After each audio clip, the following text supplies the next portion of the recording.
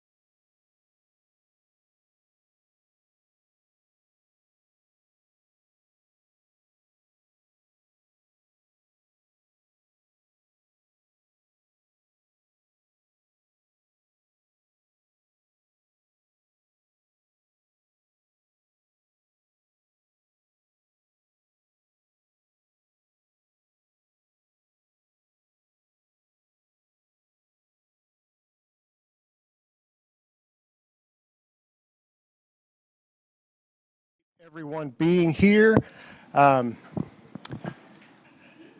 Welcome.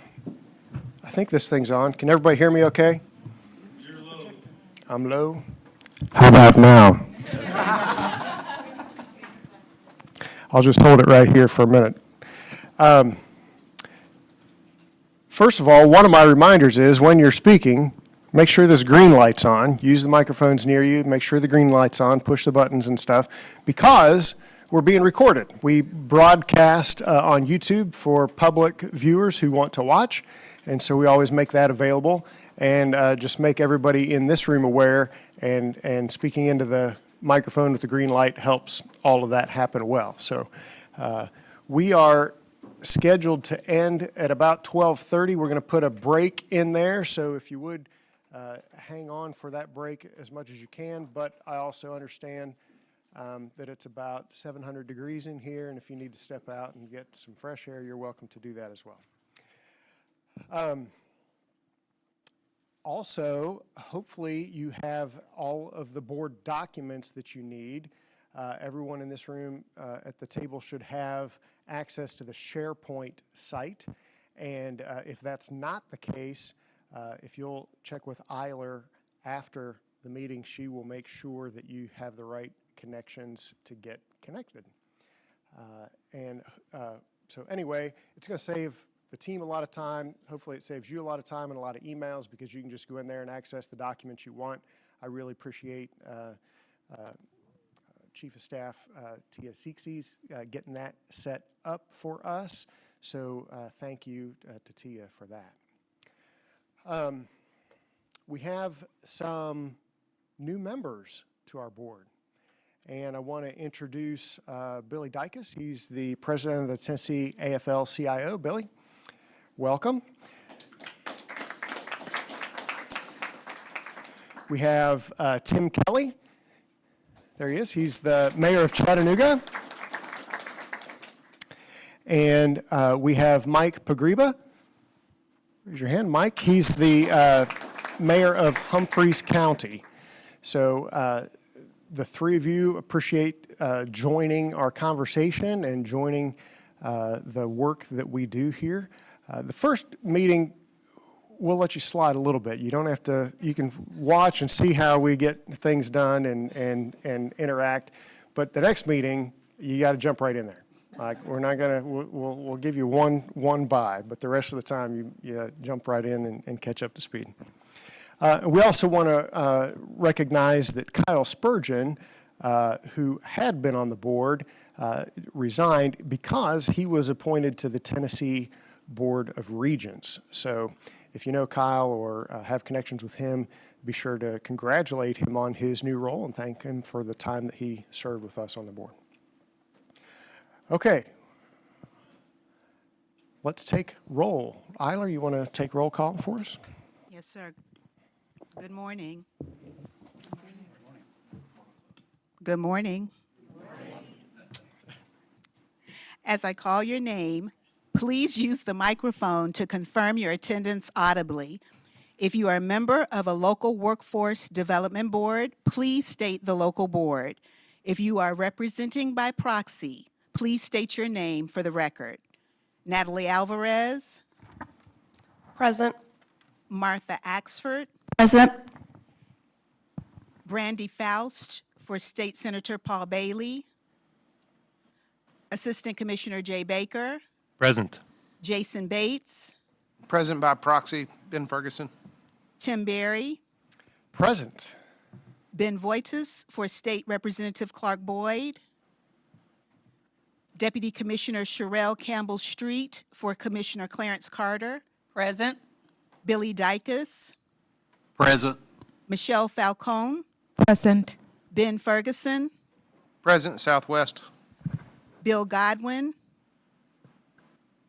Marshall Graves. Present Southeast. Ann Hatcher. Rick Isaacson. Present. J. Paul Jackson. Present. Mayor Tim Kelly. Present. Director Sharita Allen for Commissioner Stuart McWhorter. Present. Policy Director Tony Nicknajad for Governor Bill Lee. Mayor Mike Pogriba, Present. Stuart Price, Present. Barry Ray, Present. Jason Schmidt, Present. Assistant Commissioner Deborah Knoll for Commissioner Penny Schwinn, Present. Commissioner Denise Thomas, Present. Jeff Vance, Present. Kevin Vaughn, Present. Rusty Vi, Present. Ron Wade, Present. Greater Memphis. and Assistant Commissioner Kevin Wright. Present. As a reminder, for any votes during this meeting, you must recuse yourself if there's a conflict of interest. Chairman Barry, we have a quorum. Thank you, Eiler, and I appreciate everybody's attendance and participation today, so thank you. As part of your documents, you should have a copy of the minutes of the last meeting, and we would love to have those approved. Is there anyone who would like to make a motion to do so? Motion. Thank you, Michelle. And a second? Thank you, Martha. Any discussion about those? All right, if you're in favor of approving the minutes from the last meeting, let's just say aye. Aye. Any opposed? Okay, those are passed. I had the honor to represent Tennessee at the National Governors Association, and they met in February, I think is when that was. Man, time flies. And it was really talking about workforce boards, and the chairs of the different workforce boards from around the country got to meet. We had several breakout sessions, several topics, several presentations. We were very well represented in the work that we do with reentry programs, and just really proud of what we were able to showcase as far as what we're doing. And one of those things were, hey, look, there we are. We look good, don't we?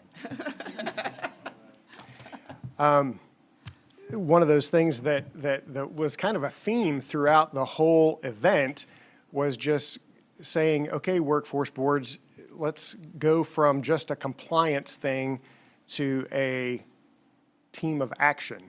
And we were a great example of that, so much so that many other states were hearing what we were doing and asking how we get that done. And so it was a nice position to be in, knowing that that's the direction that other states want to move, and that we're already there and have been there for a while. So that was some of my takeaways. Commissioner, did you have other thoughts? So Chairman Barry, it was pretty fun to be in the driver's seat for once, to talk about how our board has really moved from just a compliance focus to strategy. I will tell you that the National Governors Association has reached out to Chairman Barry and I to provide input on a larger strategy they're working on to help drive that innovation for state boards all across the country. And ask really our opinion on what we think we could offer up on some of the sort of the requirements and duties of the board that are currently outlined in federal legislation. And so it's good to know our voice will be heard, as Chairman Barry said, so we're really looking forward to that work. Okay, Commissioner, did you want to give any other update on workforce? Thank you, Chairman Barry. Bear with me a little bit. I have quite a few notes for you, but don't worry. You have this nice, shiny new repository that we can stuff fill with information, so a lot of this will be coming to you in print. First and foremost, I just want to offer my gratitude to the new board members, and again, the appreciation for this board, because what we've been able to get done, and even though we have a lot more to get done, has been because this board has led. It hasn't been a rubber stamp group. It has been a group that has been very diligent and intentional on making workforce development the best it can be in the state of Tennessee, so I appreciate your ongoing support. A couple of things that are paramount that I really want to bring to your attention is, you recall my predecessor, Dr. McCord, would often give updates on the Workforce Advisory Group. And I know I have not offered those, and that's because that has now shifted. And so I want to offer to you kind of what that looks like now. We implemented what we call a joint economic and workforce task group that's been meeting now for the last few months. And we meet every 2 weeks. So it is a very, very frequent convening. The governor actually opened that first meeting to really talk about where we want to get to in our state around workforce and economic development. And I will tell you, and although he's not here, he's well represented by Ms. Sharita Allen.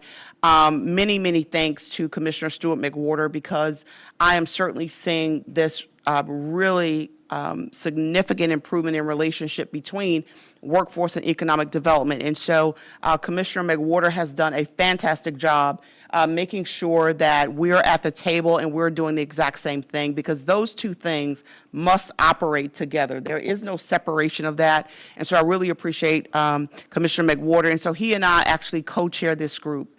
We've been having amazing dialogue, but dialogue is where we start, but action is what we want to get to. So I just want to let this body know that those meetings are happening. There are no major updates right now because we are really focusing on the data. Tennessee is so data rich. There's so much information, but we really got to get it to where it leads us to action and decision. And so we have folks from our Office of Evidence and Impact that are leading a data subgroup. The goal with that is they will in turn produce the dashboards, and it may not be a recreation of them because we have enough already, but they're going to synthesize all this information so that all of the stakeholders in workforce development and economic development will have a tool that we could then access, and all of that information is available and it is public facing. So just know it's in its infancy, but there's a lot of work that has been done, and we continue to meet. And I'll pause. Sharita, is there anything I'm missing on that group? I know you're oftentimes a part of those conversations as well, but we are really excited. And even though Stuart and I co-chair it, I will tell you there are agencies around the table, some that you would suspect, DHS, Education, TBR, THEC, but we also have Department of Ag and Tourism and Department of the Military and Veteran Affairs. And so there is a wide swath of enterprise agencies that are at the table, and we all been sort of commanded by the boss to get it done. So you best believe we're going to get it done. And so that's that work group, but I'll make sure that we are providing those updates for each board meeting. Secondly, at our last state workforce board meeting, I mentioned reauthorization. It has been start and stutter at the federal level regarding reauthorization. I don't know if it's going to get done soon. I know there's been increased chatter, but chatter doesn't necessarily lead to any decisions, as you know, at the federal level. But we have been asked to offer our insights on what we would like to see ideally for reauthorization. And I mentioned at the last board meeting that this board, with the work that we've been able to get done here, will be a great source to provide information back on potential policies and modifications of the existing law. And so if it meets the needs of this board, and I would offer that to Chairman Berry to make that determination with your input, I would recommend, because it's such a vast law, that there is a subgroup that perhaps can meet and talk about reauthorization, and we in turn produce a policy brief or list of recommendations that we can use through our National Association of State Workforce Agencies, the National Governors Association, and any of those other associations through Department of Human Services or Education, so that we are speaking with one collective voice in Tennessee. There have been a lot of disparate conversations, but we need to make sure that we are aligned in what we want to see done at the federal level. And so that's something that is for this board's consideration, just a group to talk about reauthorization, and the state team can help pull that policy brief together. Secondary to that is infrastructure funding. You've heard us kind of introduce that over and over again about what does that mean for the state. We know that these are record level investments at the federal level, but what does that mean for workforce? As you know, a lot of the money did not directly go to the public workforce system. It's through transportation, it's through commerce, and it's through energy. Well, what is the role of the State Workforce Board? What is the role of those agencies that have to make sure there's a workforce for all of the careers that will expand under this federal legislation? Well, it's a lot. Just alone in IJA, there's 400 programs. 72 of those emphasize workforce development. Those programs alone represent $490 million alone. And as we start to see our funding decline or be flat, there's money that's set aside in each of those programs that we can then come alongside and use that for workforce development. And what does that look like? That looks like expanding apprenticeship in a lot of the building trades and construction trades, because we can put the money out to build more roads, but somebody has to build them. More bridges, but somebody has to build them. And we know, particularly for these industries, we have a lot of folks that will be retiring and moving on, and there's just simply not enough folks in the pipeline to backfill those jobs. And so this is an opportunity for us to really get involved at the entry point and work alongside those agencies that have the funding to remind them that workforce needs to be funded, because our infrastructure as it stands alone cannot support such vast work if we're not getting investments to make sure that we're expanding our team and our resources to be able to do that. And so the majority of the funding for IJA will flow through Department of Transportation. I was really hoping we can get Deputy Governor and Commissioner Ely here, but he, as you know, with the Transportation Modernization Plan, he is absolutely in demand. But our goal is that we can get him at our next meeting to talk more about how we can start with transportation and how this board can lend voice on what that can look like for workforce planning. And so stay tuned on that, but we'll give you that information. I will also just offer to you, as we're thinking about the subgroup for the policy brief for reauthorization, to perhaps think about a working group for infrastructure funding and workforce development. Because again, a lot of voices, a lot of money, a lot of policy, and perhaps those that are in construction trades or have knowledge and expertise in that area can aid us as we're thinking about what a strategy and what a rollout could look like as we get further into that work. We're also looking to have someone from the Department of Commerce also come and talk to this body as well about their role and how they can offer support with what we're trying to do here in Tennessee. A couple more things. We're almost there. Around AJC evaluation, this came up a little bit in Oversight, so they heard a little bit of that. One of the things that we've been talking about really is what is the right now relevance of the American Job Centers as they stand. We all know that the American Job Centers are critical. They are the backbone of the public workforce system. But we also know that the way we're serving Tennesseans looks very different. That was happening before the pandemic. It certainly happened post-pandemic. Folks that want to serve themselves. They want to be in a virtual environment. They want to be in a place-based environment. And so it is incumbent upon us to make sure that we have a good survey of the landscape around our American Job Centers. So we are partnering with an entity that will do a top-to-bottom American Job Center evaluation study so that we can bring back to this board an independent but expert evaluation on, are we where we need to be? Are our brick and mortar locations, are they connected to public transportation so folks can get there very easily? Are we offering the right programs and services? Are we making the right investments, or should we expand our resources? Where should we move away from place-based services and maybe more community-based services? All of those are questions that we've been talking about for a very long time, but we certainly can't move on intuition alone. So we are looking to fund the evaluation study. That work has not commenced. There are some contract things that are happening, and the scope is still being defined. One of the things I offered in the Oversight Committee, but to the entire board, is that we would love for any state workforce board members that would like to lend voice, that we have the folks that will conduct the evaluation have a conversation with you, quick 5 to 10 minute conversation about what you would like to see, because this is work that you will lead, to make sure that we're not omitting any direction that we need to take when we're doing that evaluation. The hopes is that we can get this work done in about 6 months and have a plan that we could recommend on where AJCs should move to if we're not already in the configuration that works. Ultimately, we would like to package that. That would be shared from the board to the governor's office, but we'll talk more about that. But if you're certainly interested, please let Isla know and we can get that information to you. And just lastly, our unemployment rates were released. As you can tell, Tennessee is we're kind of stuck on 3.5. And so that's kind of where we've been. We have seen some concerning increases in some of our counties. So we'll continue to pay attention to that. Our labor force participation, I'm looking at Shatiz to make sure I get this right. It's 59.2. Is that right, Shatiz? I'm a good student. I listen. It's 59.2. The national average is a little over 62%. This is different for us in Tennessee because typically we're at or above the national average on labor force participation, but we've been trailing, and it's concerning for us. We know we still have communities of color. We still have women that are still not fully back to the workforce. We know we have some childcare issues, so there's some things we're paying attention to. We're absolutely diving into this, again, in the Economic and Workforce Task Group. That's part of their data study. So we're going to continue to try to get some science behind the numbers, but there are some things we just know that are organic to certain populations that we're going to keep working on. So we have a public-facing dashboard on labor force participation. We're going to make sure that that is in, again, your repository so that you can look at the demographic and geographic information that rolls up into that number so that you understand where some of the gaps or lower participation is. And so that work is ongoing and will be available for you. Okay, I can breathe now and have a sip of water. That's all I have, Chairman Berry. Thank you for your indulgence. No, that's excellent updates and good information.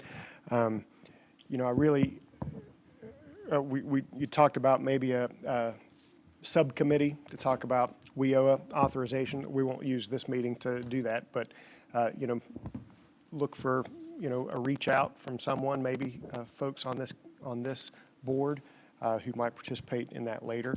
And again, just always appreciate the data-rich environment, being able to turn that data into really good storytelling so that we can tell what the data means. It's one thing to have the data, it's another thing to understand trends and have predictability and take action on those predictions. And that's where this board has come a long way in making that happen for the state. And even though we have a ways to go, you can see that we're definitely moving in the right direction on that. So thank you for the efforts of this board to keep pushing that request. Okay, let's move to the updates from the committees. Earlier today, we had committee meetings, and let's hear what went on in those. Let's start with the Oversight Committee. I think you guys discussed a policy, so Michelle Falcone chairs that. Tell us what happened. A lot of good discussion happened. So first off, I want to start by a big shout out and a kudos and thank you to, I'm just going to start by recapping what happened. Last time we moved forward a couple of policies. We hang tight because we needed more discussion on one of the policies. It's the one-stop certification policy. So we held tied to that one. We committed to the board that we were going to have discussion, and that happened. So I want to be very mindful in thanking E.L. Morton, Becky Hall, Jennifer Bain, Chandra, of course, and Mr. Ivan and Justin that have been instrumental in this policy to happen. So thank you to all of them. We did have a discussion in February. We all met. We had discussion, and we came to a resolution that I am going to propose to you today to move forward for vote. The discussion happened, and if you have it in front of you, it's on 4 and 5, basically on relocation and closures of the American Job Centers, and this is in the timing that,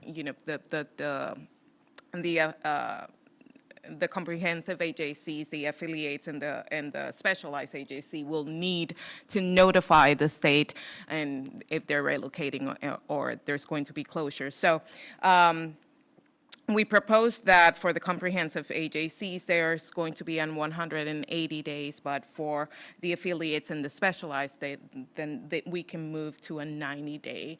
And during that, and that is going to be added, some commentary from Martha, plan to move, right? Just informing the state that there's a plan to move or to relocate or a decision to close.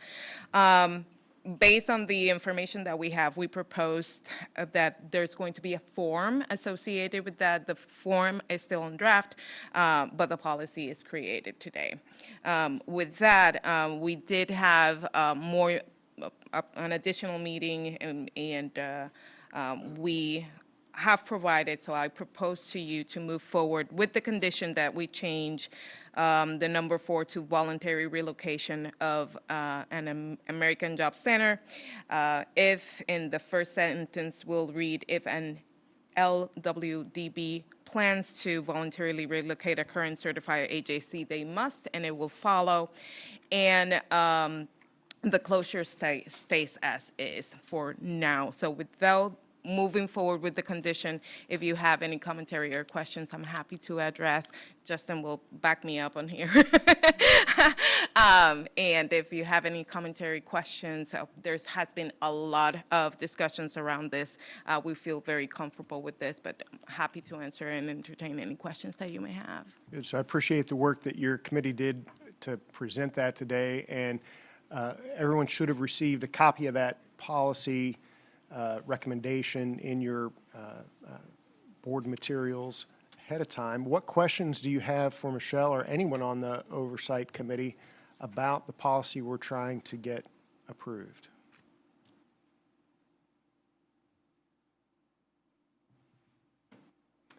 Okay, do I hear a motion to accept the policy change as presented? Thank you, Martha. Do I have a second? Second. Got one from Tim and Kevin, so whoever you want to write down is fine. This is very inspiring. I'm really happy with this. All right, So thank you very much. Let's, if everyone is in favor of the policy change as presented, say aye. Aye. Any opposed?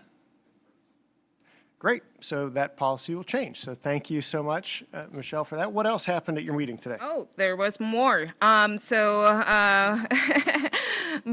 Brian Early, sorry if I'm butchering that, budgeting and fiscal director gave an update on the expenditures and allocations of where we are and from Title I through 4. We discussed a little bit on the KPIs. We understand that we have a new platform. It's called Smart Simple. So we're moving to that platform, and it's looking great.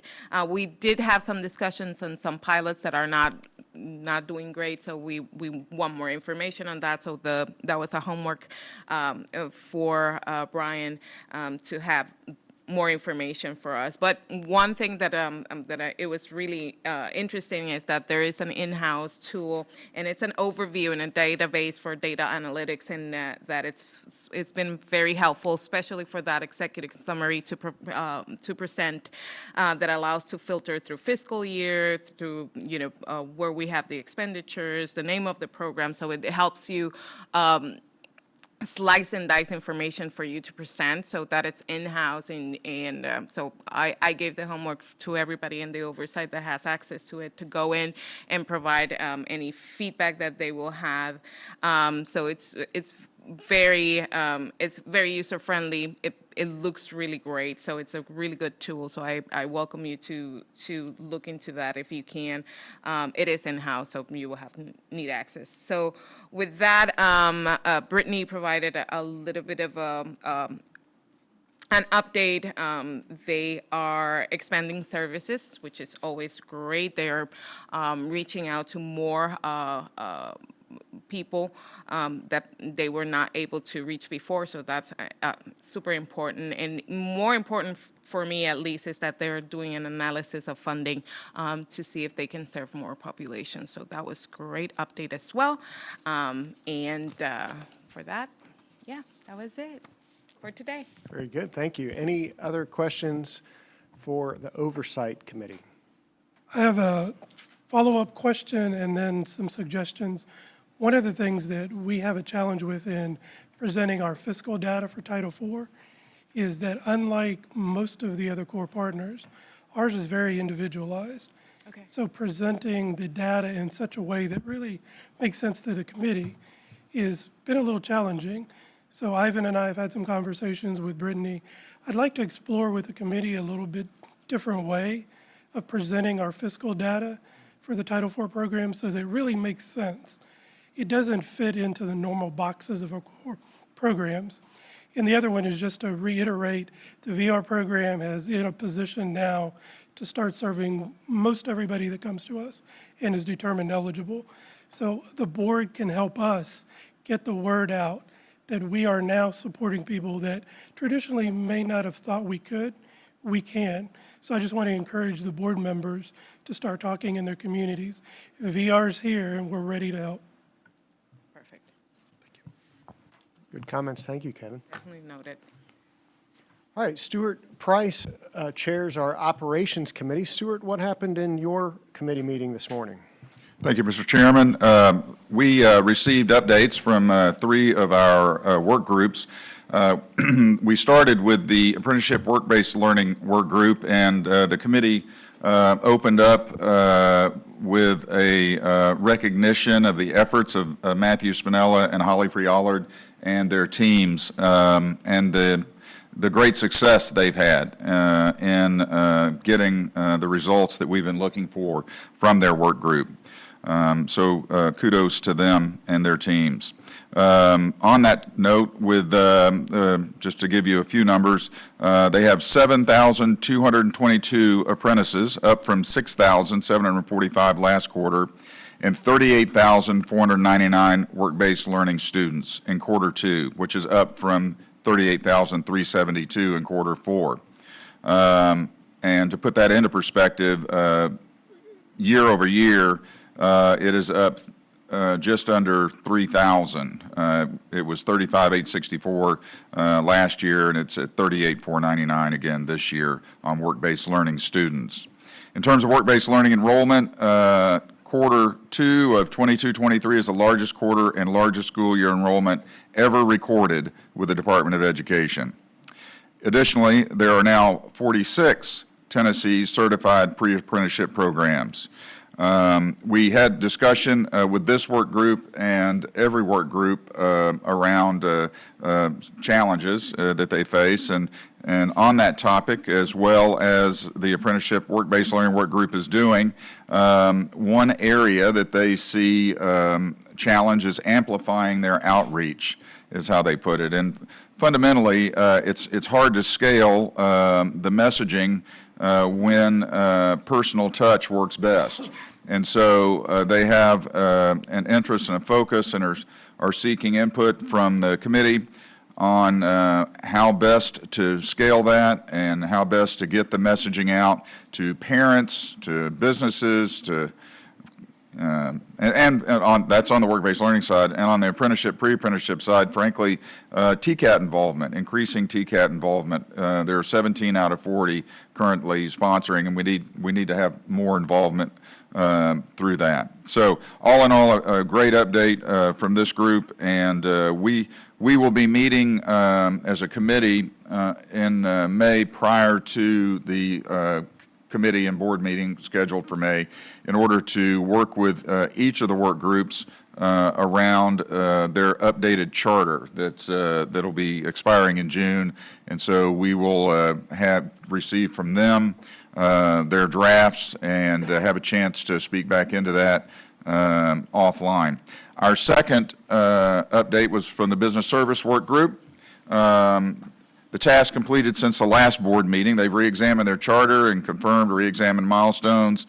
They have some new members, and first a couple of things. One, they've established an employer engagement dashboard, and they recognize that the dashboard itself doesn't exactly lend itself to sharing with outside agencies, but it's very useful internally, and so that is that's been a good thing for them, but they are going to be working internally and with committee feedback on developing a dashboard that can be and would be distributed to outside agencies for use. They're going to continue implementing the communication and delivery plan to distribute the employee dashboard to each local area. One we're looking into the future for them, they're going to employ the use of a virtual recruiter to ensure employers are utilizing the Jobs for TN throughout the apprenticeship process. And fundamentally, this just translates to it'll be a proactive platform that will be reaching out and prompting and reminding the employers to remain engaged with the process. We recognize that employers often they're busy, they have a business to run, and this can be complicated.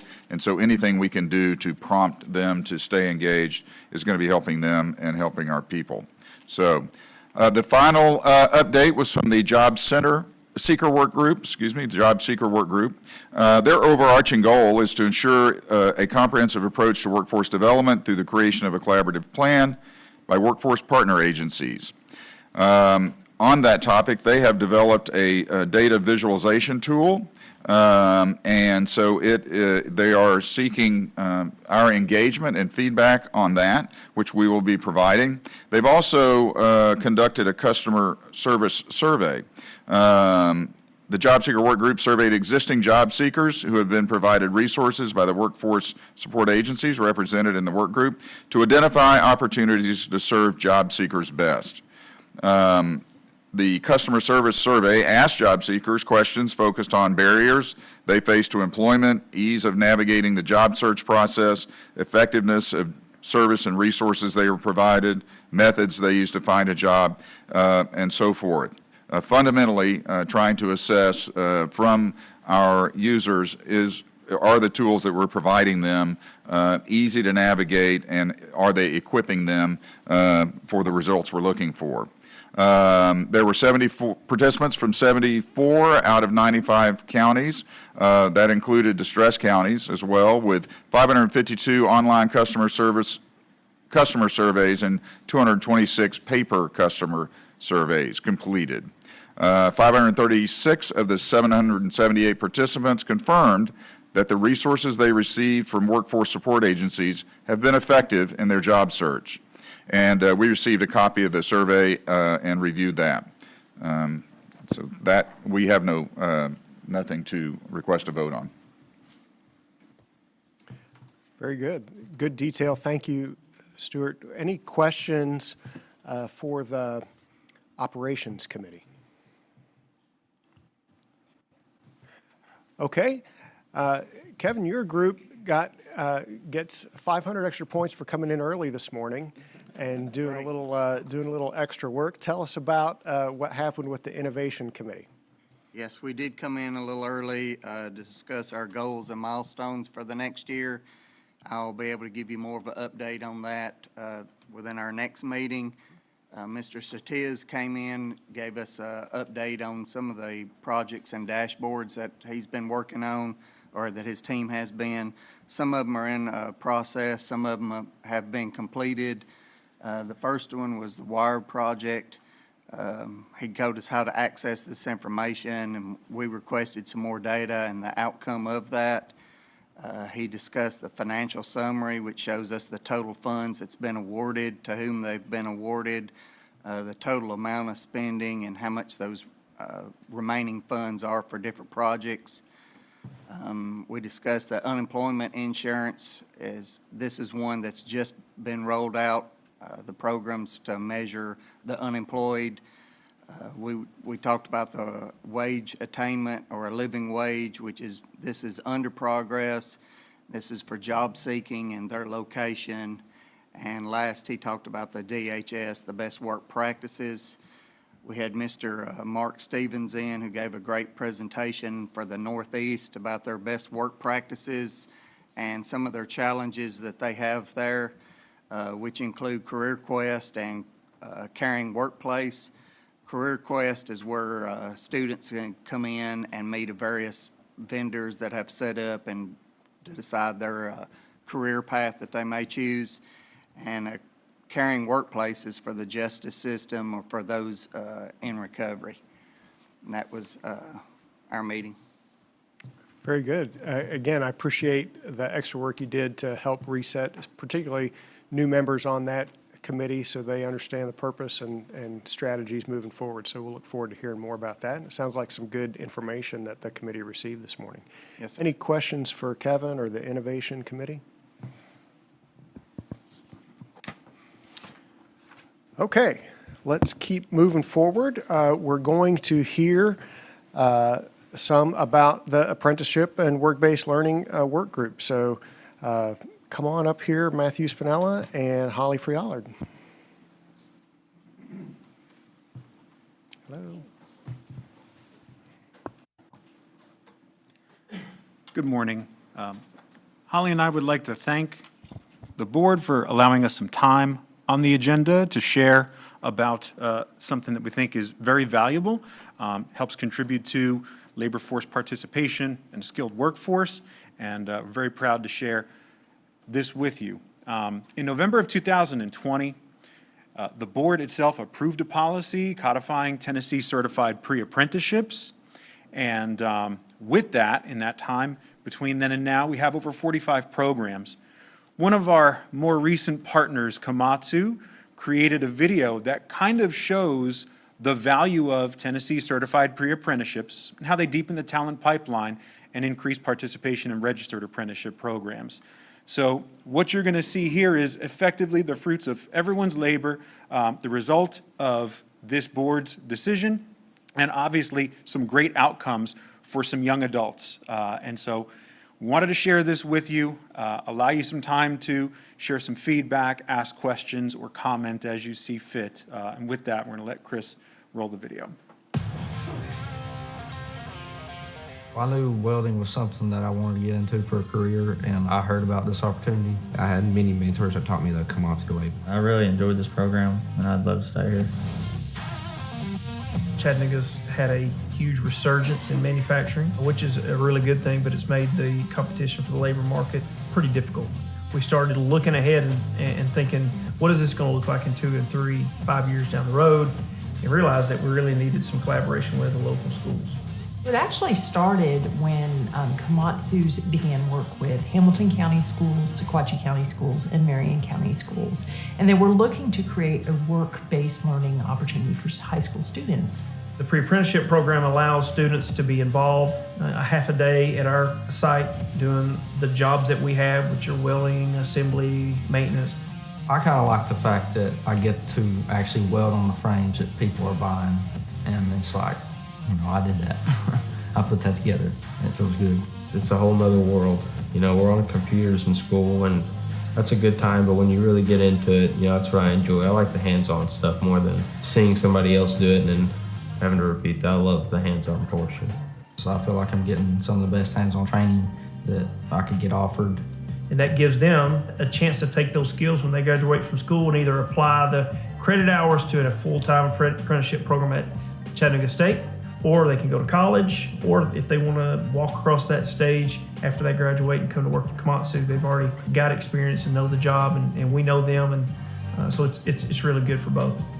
If a student is interested, he or she comes to the Career Center at the high school, and we start working with that student to make sure that they are eligible by the time they reach that senior year. So if they phase into Chattanooga State's apprenticeship program that they have with Komatsu, then it makes that process quicker for them because they have already earned hours. This gives opportunities for high school students to earn a really good wage while they're in high school. And so instead of working in fast food or retail or doing something that they don't necessarily want to build a career with, they're able to actually start their career. My favorite part is actually getting to be hands-on with welding. I start my day by getting here at 6, then we have a safety meeting, then I go out, talk with my mentor, then we start working. Komatsu will give you everything else that you need. All you gotta do is just show up and be ready to work. This program's preparing me for my future to work with other people with different beliefs and backgrounds. I hope to stay here for quite a long time. Like I don't really see myself leaving. There's no reason for me to. It's a great place to work. This is going to be something that is transformational for our building. We're not going to be 10 years down the road trying to figure out where we're going to get a workforce. We're going to be collaborating with the schools and helping them to provide education in an industry, have good jobs, support the community, support the schools, support these students. They're going to support us. it's limitless what this could turn into and how big I think it's going to get.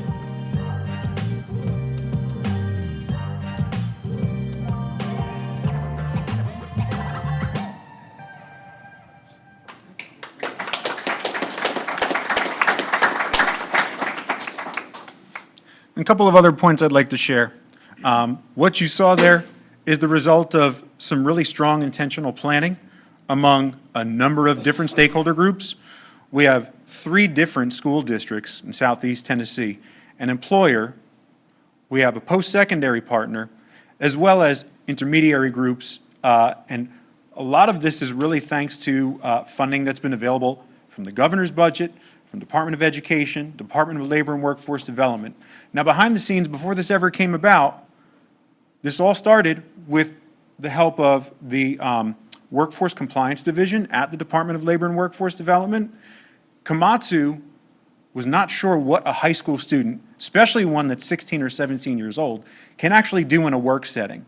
As you see, it's advanced manufacturing. They do industrial maintenance, welding, and assembly. So they don't know.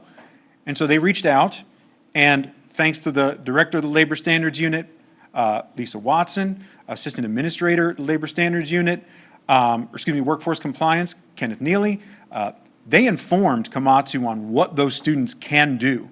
And the answer is just about anything, so long as there's the proper safety protocols and a willingness for all parties for the student to participate in that.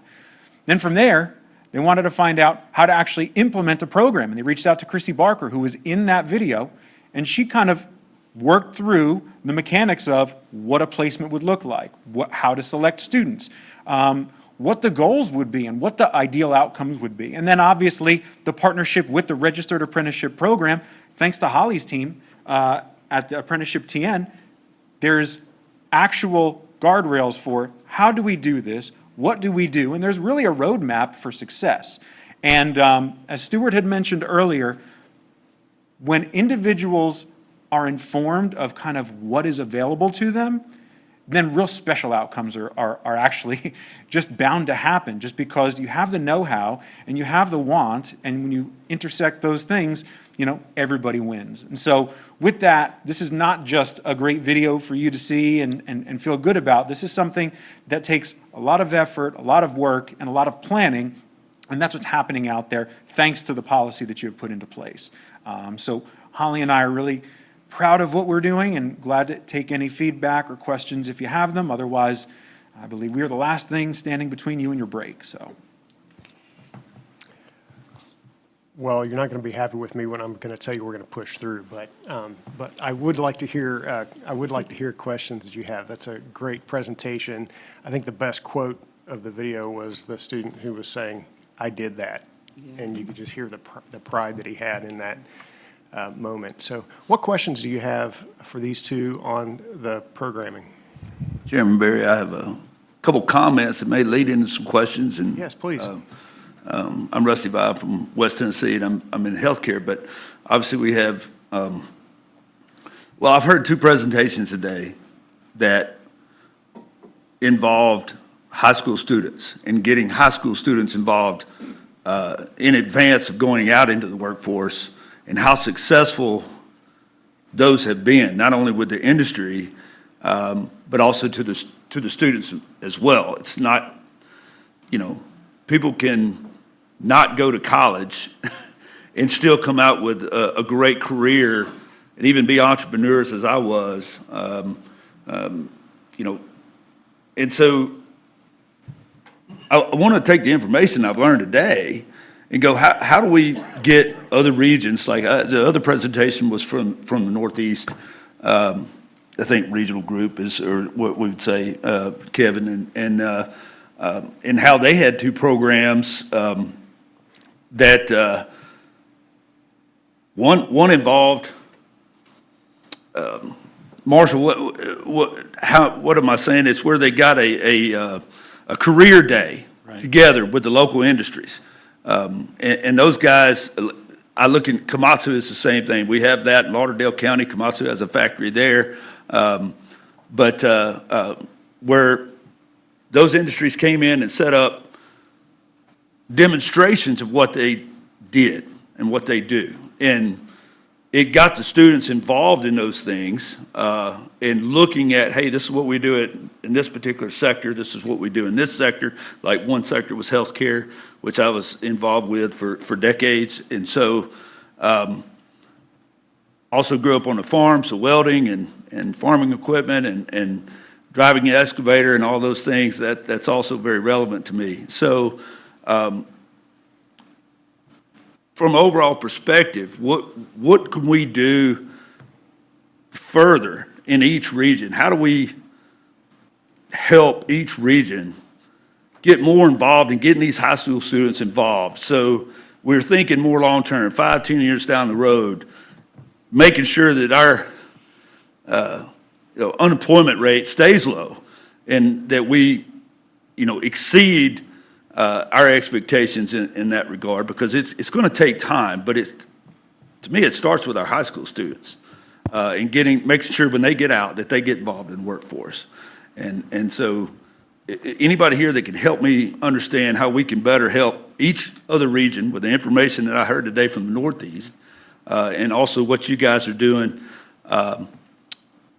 there with Komatsu, how we can get those guys more involved. Yeah, I'll go ahead and jump in. Something I'm very passionate about. I think the pressure for high school students to feel like they have to choose their career before they leave high school is tremendous. I mean, when back in my day, I hate to say that, but it was like, hey, go to college, about the third year in college, declare a major, figure it out, move on. But now, if you don't have your career chosen by the time you leave high school, you're an outcast, right? And I don't think that kind of pressure is healthy for our students. And so I think what we can do, though, is do a better job of showing them the options. And I think that's what a program like this does. So because we're putting the pressure on them without any kind of insight to what their options are. Is it college? Is it a trade? Is it an apprenticeship of something? So, and one of the things that Sevier County is doing, Sevier County Economic Development is starting a program for all industries and they're getting the participation of the businesses. And Rusty, I think this is going to be part of the secret, is bringing those businesses into the schools to say, hey, you want manufacturing? Here's a path. You want construction? Here's a path. You want hospitality? Here's a path. You want agriculture? Here's a path. You want to be a teacher? Here's a path. And not just the path on paper, but a path that includes pre-apprenticeship or includes a job shadowing or includes showing up at school and having these yes, presentations that define what they're doing at their factory, and hey, maybe you want to get involved in this. Look, this is pretty cool stuff. Right. That's exactly right. That's what I'm getting at, because you brought up an important point, something I typically didn't think about, because I grew up in a time where somebody mentioned it today in our group. I was expected to go to college. I didn't, there wasn't a choice. So my career, leaving high school, was to focus on college. and like you said, getting third year or something like that, you're kind of looking at really what you want to do. That's not the majority of our workforce. And so they need to be introduced to these things in school, because they are going to have to make a decision in May what they're going to be doing for at least the immediate future, and how they're going to be employed. Right. So I think it's up to the educators, it's up to the businesses in every region to tell those students it's okay for you to have exploration while you're in high school. As a matter of fact, try this pre-apprenticeship for a while. You don't like that? Guess what? You can switch over to this one next semester or next year in school, or try this one for the summer, or so that by the time you graduate, you see that I don't have to go to college because college isn't for me, or the trade. I tried the trade thing because I thought I would like that, but after I did it, I think college might be my best option. So there's it, but right now, we're not giving them the tools to explore that. I think that's going to be the secret. The only thing I want to say, lastly, and there's some other people I'm sure want to speak, but I want to challenge this committee to find a way to help each region find corporations that are willing to do this. And what I heard from the Northeast, they're now, because they originally was like, really, is this a waste of our time? Now they're calling, how do I get involved? How do I show up at this school? How can I be part of this event? Because they are getting the workforce that they need, and they've seen results from it. And so the challenge, I have the committee is how let's help our regional folks get this same thing going in other areas and this as well. Mm-hmm. Mayor Pogriba, I saw your hand. Thank you, Chairman. I was committed to not speak in my first meeting, but I feel compelled. And you'll forgive me if things have changed, but, I have two sons that just a few short years ago, they had to choose a career path in the 9th grade in high school. And so they were diversified at that point, and you were only allowed to take certain classes. I remember the high school that they went to offered an automotive mechanics class, but because he chose an engineering career path, he was not allowed to take the automotive repair class. And my thing with high school students is let them have an opportunity to have a taste of the different opportunities and see what they like. We're not trying to give them a full apprenticeship or train them for a career. Let them have a taste and see what they like so they can make that choice. Thank you, Mr. Chairman. Yeah, that's good. Jay Paul, I saw your hand as well. Sorry. Oh, yeah. Just in response, I know that Assistant Commissioner Knoll would probably like to speak on that, but I will first tell you, students are permitted to be enrolled in any course that's offered at a school, and Deb will speak more deeply into that. Mm-hmm. Oh, but maybe she had something to respond to, otherwise I apologize. I just want to expand a little bit on what Rusty was just saying. In our Innovations Committee, he alluded to the fact that we had Mr. Mark Stevens did a presentation on Career Quest there in Northeast, and seeing the pre-apprenticeship program and listening to him talk about Career Quest struck a nerve with me. I have 3 children, and I was just like Mark said in his presentation. My parents were, you got to go to college, you got to go to college, you got to go to college. Tim, Chairman Barry, I'm sure it was the same for you as well, and we were the same way with our children. My middle daughter, who was academically outstanding, an academic path wasn't for her. We learned that, unfortunately, after dropping out of college and a couple of years kind of wandering around. And looking back, I can see that early on in her life, we should have realized, we could identify in her certain things that would have led us to realize that a vocation might have been better for her, and she's thriving now. I think that these programs are great, but I think as a board, we need to realize that we've, in supporting these type of programs, we're providing opportunities for early identification, because it really is a shame to, have someone in the 9th grade having to choose a career based on no real life experiences and maybe not getting to see the other side. As an employer who has, employees who are welders and are tradesmen, these guys have great careers that didn't go to college, and they're earning a great income, and they're filling voids and needs that we have. As a workforce board, if we're going to expand that workforce, I think that we've got to look for ways to promote early identification for these young people and opportunities for them to, seek and get exposure to a variety of different workplaces. I think that's why Career Quest is working, and it's great. And I think that's exactly what you were saying, Rusty. And as a board, it's our job, I believe, to support these programs and to also be innovative in trying to develop ways for earlier identification for these young men and women who may not, a traditional college path may not be the best thing for them. I don't want to speak for everybody, but I didn't make all of my best decisions in 9th grade. Sherelle, did you have a couple comments?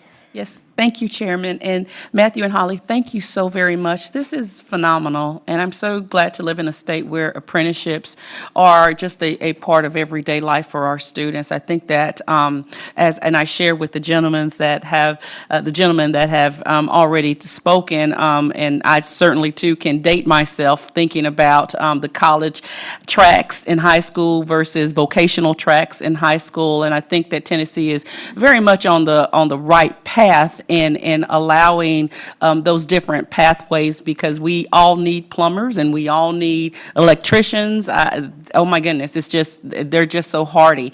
Mike, I have a twofold question. The first has to do with how do we choose the high schools to participate in these apprenticeships? And I'm pretty sure it has something to do with the industries that are in Hamilton County or the other counties, but how do you go about choosing which high schools are identified to partake? And then I have a second backup question. So every work-based learning is a course that every school in every district, all 147, may offer. And we obviously encourage schools to participate because it's an accountability measure. We want work-based learning participation to be a metric that we follow. So from there, locally, the schools make the determination, yes, we want to pursue work-based learning, and that number has also grown, much like our enrollment. And thus, when a program is in place, a business does the outreach or the district does the outreach. There's really a lot of communication that's involved.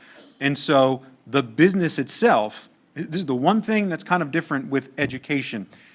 A lot of times in education, when we reach out to businesses, we say, can you please give us this? Can you help us with that? Can we do this? Work-based learning, much like apprenticeships, Holly will share this, is employer-driven. So if an employer says, I'd like to identify a new talent pipeline through your industrial maintenance technology program, who are your best students in those courses? Would they like to pursue a career? And the work-based learning coordinator says, matter of fact, we have them. How would you like, and it's not that the school says, take these 5 students. The business says, well, who should we take? And the school says, we'll help you guide, your decision-making, but you're the employer. This is paid employment.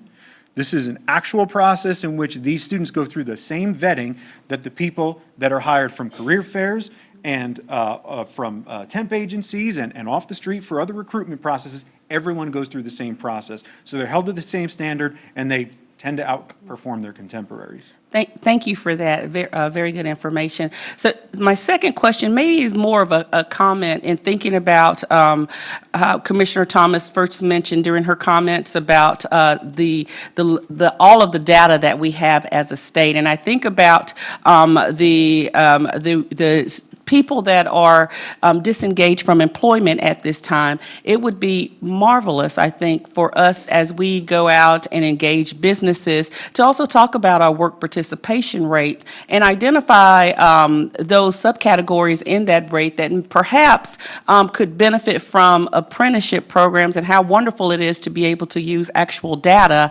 to help us craft our talking points to encourage businesses to look at communities that could have the greatest impact in encouraging that rate, but also to encourage the diversity that we are so rich in here in our state. I think it would just be a phenomenal thing for us to start using those data points to encourage our talking points for our wonderful businesses. They do such an amazing job welcoming our students, and wouldn't it be great if we could have those talking points around our work participation rate for those economically disengaged, those populations, because we know that they will graduate, and so how do we kind of help them prior to graduation, if we could identify some of those target areas to help them get through an apprenticeship program. I think that would be a win-win for the state, particularly around our work participation rate.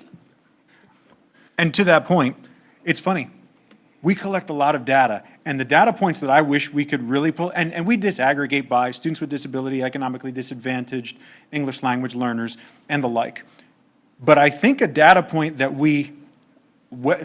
I don't know how we could collect such a thing, but thanks to work-based learning and thanks to, just the momentum that we have students helping pay the bills for their family, keeping the lights on in their apartments, help contributing to, bringing up their younger siblings because of these opportunities. And our economically disadvantaged percentage of enrollment in work-based learning is on par and slightly above what it is statewide in the aggregate, but what percentage of those students happen to be what would be qualified as a head of household, I think that would be a great piece of information to collect. That's something we can make a whole nother video about that kind of helps make this infectious and make it spread and scale. But I love those points, and it's something that, with the help of maybe some videographers, some folks that are in the workforce board that know where we could connect, I think that would be a great opportunity. So thank you.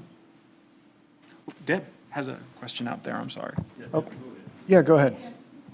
Thank you. Deborah Knoll, Assistant Commissioner of College, Career, and Technical Education at the Department of Education.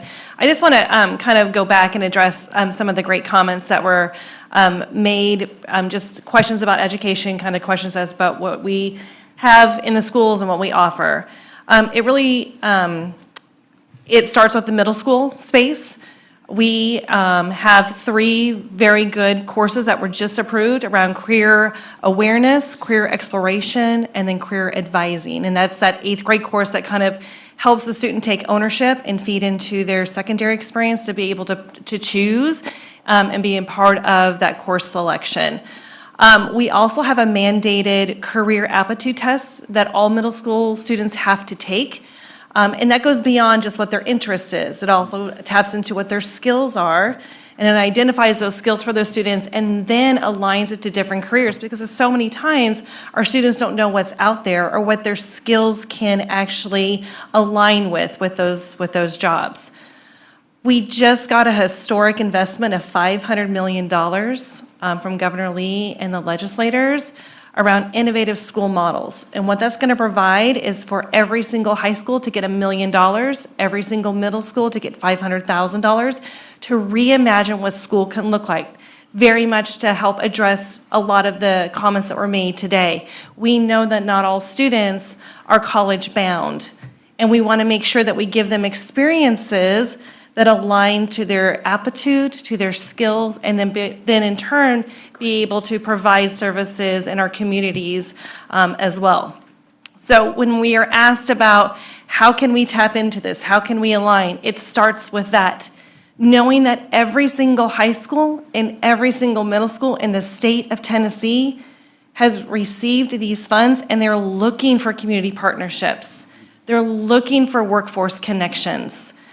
When high schools make their selection on what programs of study to offer, we not only encourage, but it is part of our Perkins 5 that they provide what's called a CLNA, which is a comprehensive local needs assessment.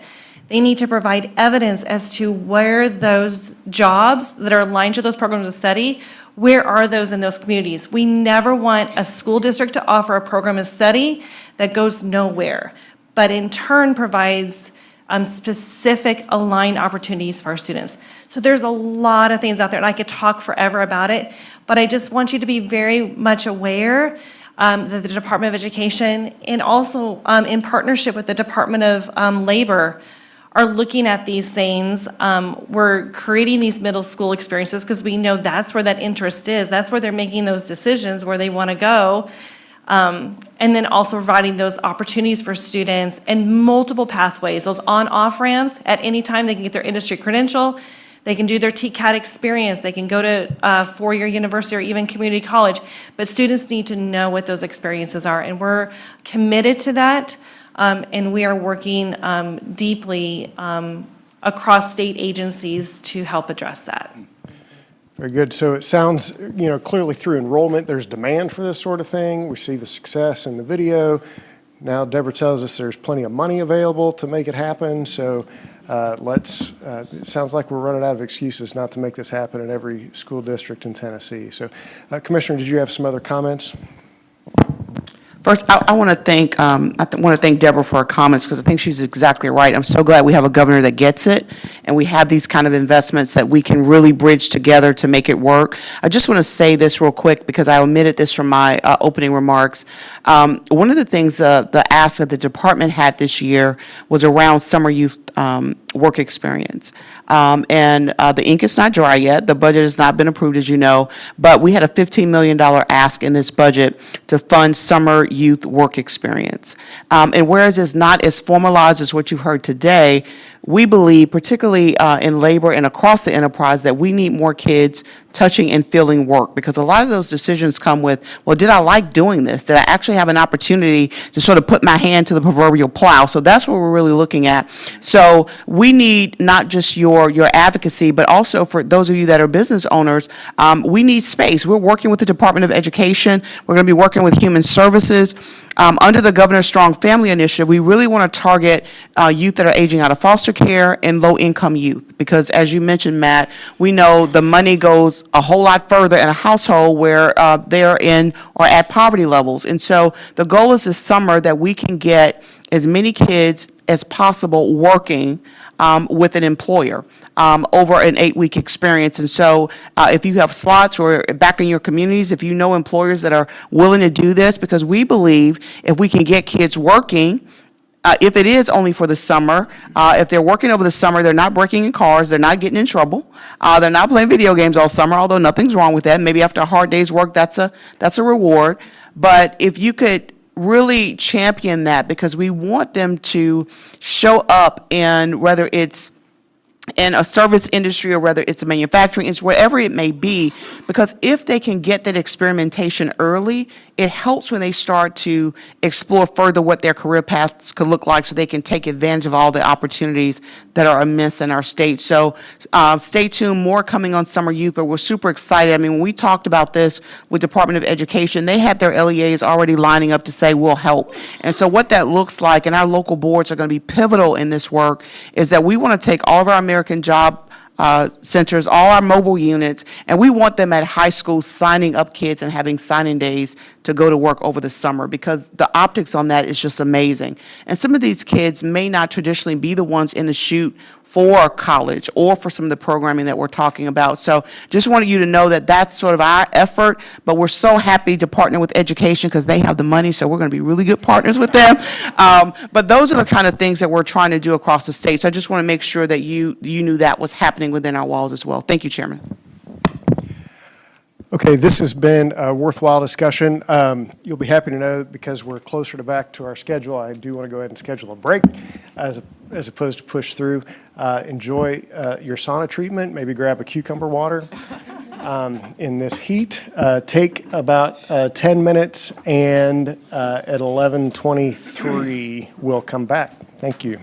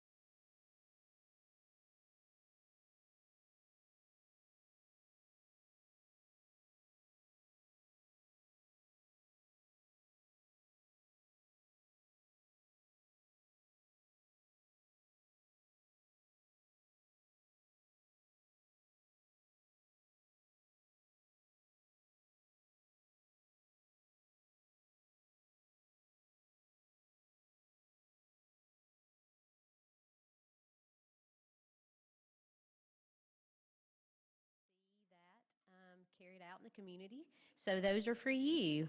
And if you would like to have some more, I might can hook you up. Thank you. Very good. I appreciate it. And, just anything, obviously your enrollment speaks to the demand for the program, and anything you can do to help folks encourage businesses in their area to participate, that would be great. Okay. Next, we're going to hear about K through 12 pathways for post-secondary success. So Chelsea Crawford, if you would please come and present for us.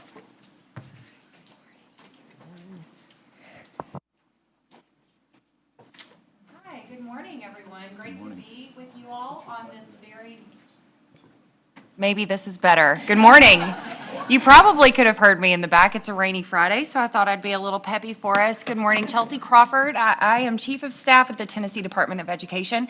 Really appreciate the opportunity to come and speak with you all this morning about a couple of different topics. It's great to have some of my colleagues in the room and a lot of familiar faces around the table and in the seats in the back. Really excited to talk with you all this morning just for a few minutes about a new grant opportunity that we are taking part in at the department, along with 5 districts and lots of different partners and stakeholders all across the state. This is very much aligned to the work that you just heard about in terms of innovative pathways for students who are in K-12 to find and explore and become exposed to opportunities for careers earlier and earlier in their education so that they're set up well for success when they graduate. We start off our presentations with a quick slide that really outlines our strategic plan. I want to highlight this very quickly for us today because, of course, in K-12 education, we are always focused on academics and student learning and improving student outcomes. There are lots of ways to do that. I think in Tennessee, one of the things I am most proud about is our really strong focus on some student readiness components, which is actually where this work is situated kind of within our org chart at our department. But we also focus on educators and ensuring that those folks are well equipped to meet the needs of our students and ensure that they are well prepared at every step of the way so that they are ready to access content, learn, grow, and develop and be successful in whatever pathway they choose after graduation. So what we're going to talk about today really taps into all 3 of those areas of our strategic plan. And I'll talk a little bit about this moment in time where we are at as a state. I think Tennessee actually leads the nation when you think about innovation in CTE and dual enrollment, work-based learning, early post-secondary opportunities. We have had a long history of elected officials who have prioritized this work, district leaders, school leaders, teachers who have implemented this work with fidelity, and most importantly, students who are taking advantage of some really cool learning opportunities that help them develop in meaningful ways. At this particular moment in time, we have, I think, a couple of really exciting opportunities on our horizon. Last year in the legislative session, we passed a new funding formula for K-12 education. So for the first time in 30 years, we revised the way that we are funding education across the state. We moved it to a student-based funding formula. And what that means is that each individual student in our public schools generates funding based on the needs that he or she may have and some of the programs and opportunities that they are participating in their education. You also heard my colleague Deb Knoll mention another really cool opportunity that we have at this moment in time, which is $500 million of investment that this state has put forward to support this work in our schools and communities. So I think as we look back and kind of reflect on where we have been and how we want to move forward from here. We have a lot to be proud of in this state, especially compared to our national partners, but I think we are very competitive and want to continue improvement in every way. And so really looking at this participation in this grant, the launch grant, which I will talk about, in a very coherent way, actually tying to some of these other opportunities like the new funding formula, like the new investment in CTE and innovative school models that our state has put forward to drive some coherence in this space. And really excited that we're going to be able to pilot, I think, some cool work with a few of our districts. So just a quick overview of kind of our state landscape. In this launch grant that I'll tell you a little bit about, I mentioned that we have lots of different partners coming to the table to support the work that a few districts will be doing over the course of 2 years in this grant. But wanted to give some context on what our state looks like. Of course, we've got about 1 million students in K-12 in public schools all across the state. There are 147 different school districts across the state. They look very different. Some of them, like the one we're sitting in right now, Metro Nashville, it's a very large, more urban district. We also have very small rural districts and kind of every shade in between. And so it really makes our state wonderfully diverse. And I think it also creates need for flexibility and innovation in this space when we talk about meeting the needs of individual students, recognizing how different our communities are, how different the geography is in our state in some ways. But we have about 1 million students. And when we think about what they are going to do after they go through our K-12 system, when they go out into the world, we know that there are going to be students who take college pathways, there are going to be students who take military pathways, there will be students who take career and technical trade pathways. We want to be sure that we are preparing each and every one of those students to be successful in their chosen pathway after graduation, no matter what that pathway might be. So we really do a lot of work with our higher education partners in the state. That is the folks over at THEC, that is the folks at TBR. Of course, there are other four-year institutions we work very closely with. Really trying to make sure that we have strong conversations on a regular basis about what are the needs that we hear from industry, from business, that our students need to be well prepared to execute when they enter a workforce or enter a post-secondary education pathway. How can we be working together as stakeholders to ensure that students have those opportunities? I have a column over here on the right side that talks a little bit about some of the pathways, a kind of ecosystem in the state. You all, I think, are very familiar with the different economic development regions, lots of different career clusters when we think about K-12 programming, lots of different career clusters across the state that really give, I think, a number of opportunities to our students, really trying to diversify and give lots of options and choices for them to be able to explore in their middle and high school years before they go out into the world. I mentioned the $500 million, $500 million is a lot of money. And I think when we think about it strategically, we know that the General Assembly and the governor last year proposed and chose to invest this money kind of in a one-time fashion. And that is no shortage of dollars. There's lots of money to go around. However, we now have the TISA funding formula, which can sustain some of these investments over time. So really unique opportunity. The other piece I will add in is this innovative school models concept. You all might remember in COVID, we got lots of money from the federal government. In K-12, we got about $4.5 billion between our state agency and all of the public school districts across the state. When we took some of the ESSER funds that flowed into our agency, we actually stood up an Innovative School Models grant that has, I think, gone off without a hitch, and really excited to be able to expand that through this additional investment of $500 million. But there were 21 innovative school models in that initial grant that I think have set some very innovative opportunities up for students in different parts of our state and have allowed some geographic kind of tailoring based on the needs that we see in the workforce and the economy in those areas. So just quickly, we'll talk a little bit about the grant itself. This is a national grant that we have been selected to be a part of. There are a number of different states participating, 12 in fact. There are 7 states that are participating with us in the impact cohort.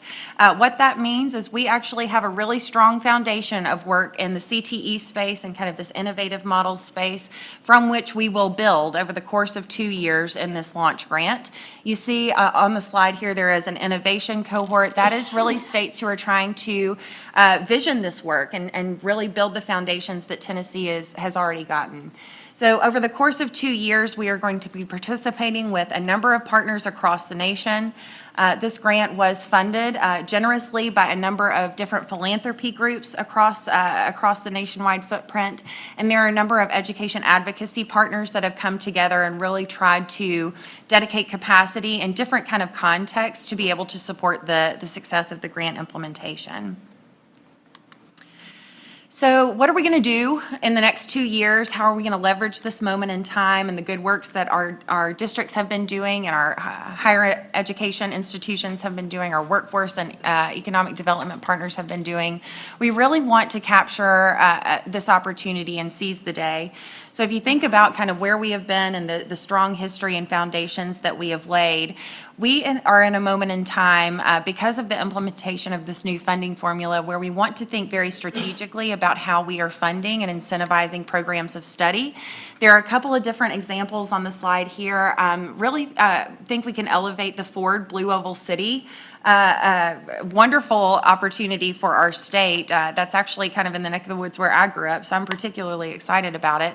But what we know is that is the biggest investment that Ford has made ever, and there are going to be lots of jobs that are associated with that. There are jobs for folks like us who are in the working world right now, and there are lots of things that we need to be doing with our children in K-12 space and in post-secondary space to ensure that in that general region, those folks are well prepared to go into the jobs that we know Ford will be bringing. So that's just an example of how we want to be very strategic about how we are planning and incentivizing programs in the K-12 space to align with the local workforce needs. So we have a wonderful proponent of this work in Governor Lee. When he selected Commissioner Penny Schwinn to lead the Department of Education, one of the things he charged her with was to reimagine the high school and middle school experience, and let's really kind of step outside the box and think about what we can be doing to break down barriers for students to be more successful, to have more access to different types of career pathways so that they really get a good lay of the land in their education before they kind of go on after graduation. So we want to make sure that we can really take advantage of these opportunities. I'm going to flip over to this slide that highlights the 5 local school districts who are participating in the launch grant. You will see the stars on the map kind of give you a general sense of where those districts are. But we have some diversity in the districts. We actually see there are some in East Tennessee, kind of up in Appalachia, where we know that the economic development region has some different needs. In Middle Tennessee, we have a couple of different districts who, one is a little bit more kind of on the suburban end, and one is a little bit more rural. And of course, we have one on the west side of the state that we would consider to be more rural. But Milan Special School District, Trousdale County Schools, Williamson County Schools, Anderson County Schools, and Bristol City are the 5 that are participating. The superintendents of those districts have come together with us on a number of different occasions already to envision how we want to move forward in this grant. What they are focused on and what we as a stakeholder group are focused on and what we will examine over the course of this grant is really the intersection between policy and data. So if you think about all of the different pieces of legislation and rule that we have in kind of the post-secondary pathway space, we now consider all of the legislation and rule as it relates to a funding formula that generates funding for students based on enrollment in a CTE program, for instance.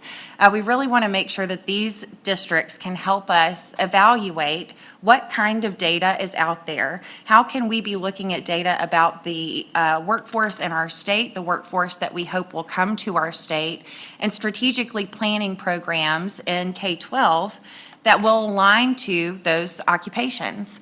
We know that there's lots of data available that tracks really well the in-demand occupations. What we are very interested in and want to explore over the course of this grant is actually occupations that are aligned to actual earning potential. So those careers that might be able to sustain an individual or a family if they choose to have a family. How can we incentivize alignment of programs of study in K-12 to not only those jobs that are in high demand, but those who have the jobs that have high earning potential as well? The other thing I'll say that we'll explore over the course of this grant is something that we saw in the Innovative School Models Round 1 that was really, really successful. And it's kind of the concept of regional partnerships. There is one example in particular. I will just do a shameless plug and invite you all to the Cleveland Bradley County PI Center. It is the Center for it's the Center for Industry and Education Partnerships. And so what they have been able to do is actually come together with a couple of different local school districts, local industry, higher education institutions, and TCAT partners to be able to create really seamless programming that takes the student from their K-12 experience through a credentialing or post-secondary kind of preparation pathway and into either that college-bound step or an actual job. We are going to be focused on 4 things in particular through the course of this grant. When we think about alignment to credentials of value, it's kind of that concept I just mentioned about in-demand and actual earning potential. We want to consider those things as we move forward. We want to think about transitions of students between the K-12 space, post-secondary space, and into workforce and industry, ensuring that there's not barriers or gaps where students might not have as much support as they need to be able to move on to their next step. We're going to talk about individual student advising and the types of supports that students need in the middle and high school space to be able to evaluate programs of study, pathways that are available to them in their school, and then embark on those pathways with intention. We know that lots of times students in a middle school or high school experience might be on a pathway for a particular job opportunity and not necessarily realize it, and so it's not as meaningful of an educational experience as could be. So we'll do that. And then finally, we're really going to focus on work-based learning opportunities and kind of connecting those back further and earlier into the K-12 experience. So this is just a little bit of an overview about the grant that we are embarking on. Commissioner Thomas and her agency are going to be good partners and already have been in many ways. But we do have a couple of years to begin working on this and really trying to seize this moment in time with the implementation of the TISA funding formula, the huge investment from our state and $500 million for this work and innovative school models, really building on some of the successes that we saw through the pandemic. Excellent information. I appreciate that and looking forward to seeing that roll out in multiple districts. So very excited. What questions do you have?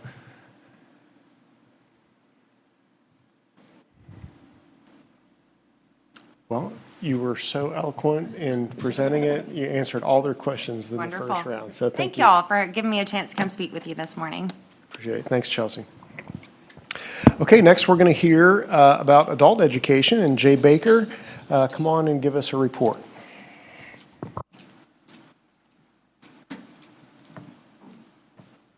Thank you, Commissioner Berry and members of the board. I'm excited to give you an update on what we have going on in the adult education space here in the Department of Labor and Workforce Development.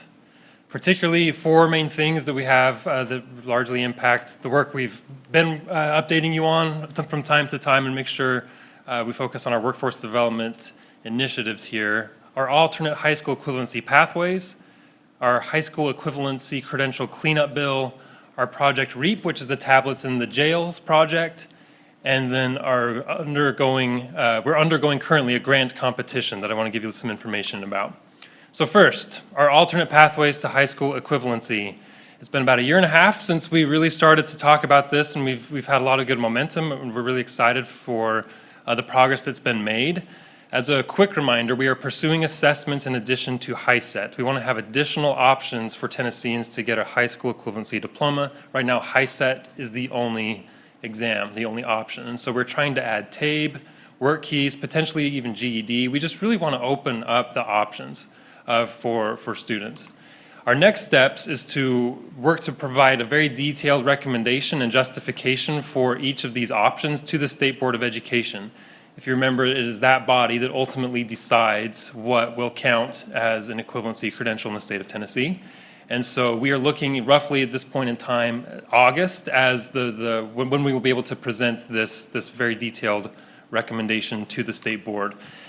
And we don't want to stop there. This is only phase 1 of hopefully many steps to come in the future of expanding opportunities for Tennesseans. We will look to add more possible pathways such as a TCAT diploma certificate. We've talked about that in past presentations. portfolio-based assessments of students' experience, and even including work experience. And so there will be much work that will come in the months and years to come, but the first step is to get to that August meeting with the State Board of Education and get some of these additional assessments as options. The High School Equivalency Credential Cleanup Bill. This is a piece of legislation backed by the administration that we want you to be aware of. It is to clean up references to HiSET and GED, which exist throughout Tennessee law, the Tennessee Code.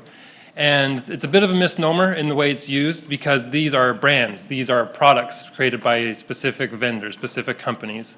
And so the example that we've been using is instead of calling it a Kleenex or drinking a Coke, you are using a facial tissue or a cooling soft drink. So we want to make sure we do this just to be consistent. And so we will refer to a generic high school equivalency credential instead of the vendor or exam names.